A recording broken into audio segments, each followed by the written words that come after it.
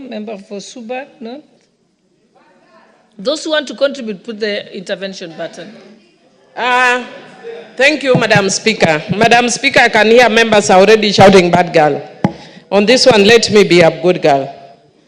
Madam Speaker, even though I listen and hear what my other members are saying, but I actually want to say that there are a few areas where I disagree. When the voice of the church is silent, the nation suffers. And Madam Speaker, I want to say that I agree with the church that they must speak and must call out evil. And it is indeed unfortunate that we find ourselves in a situation where members of parliament can actually be talking back and forth with the church. Did the members of parliament bring this? No. The church brought it upon themselves. And Madam Speaker, they brought it upon themselves that if you look at the last election, the church was very partisan. The church classified my party leader a demon and a devil. And they are not God, because only God knows the heart of man. You told us as the church that President Ruto was ordained by God. When did God unordain him? Or were you listening to yourselves and not to God? This is a very serious issue. The church has a place, a very special place in society.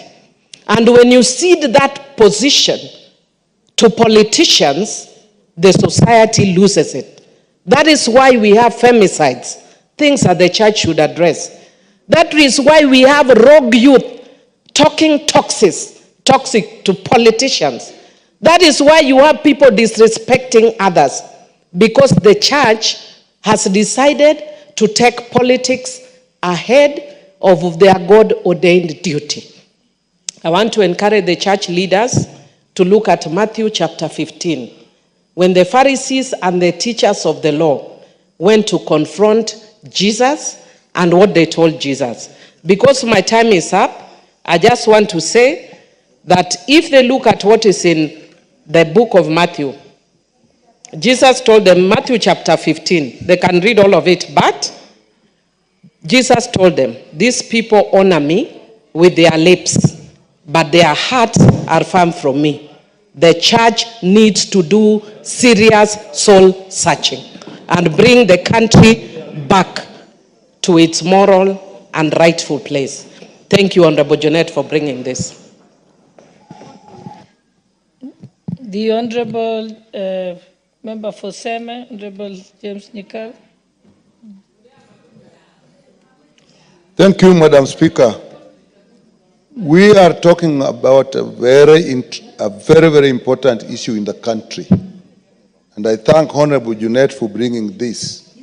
It is true, when I walk around, I don't feel proud as a member of parliament because of the things I hear. The church is calling us out.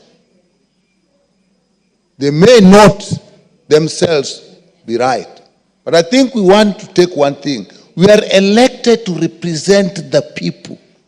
We carry the burden of the people. Indeed, if a society goes wrong, that same society will appoint at the people it has elected, not realizing that the people may be representing the society as it is.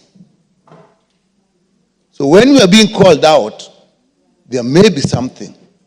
And as much as we would like to call on the church, I'll end up by saying one thing and suggesting to our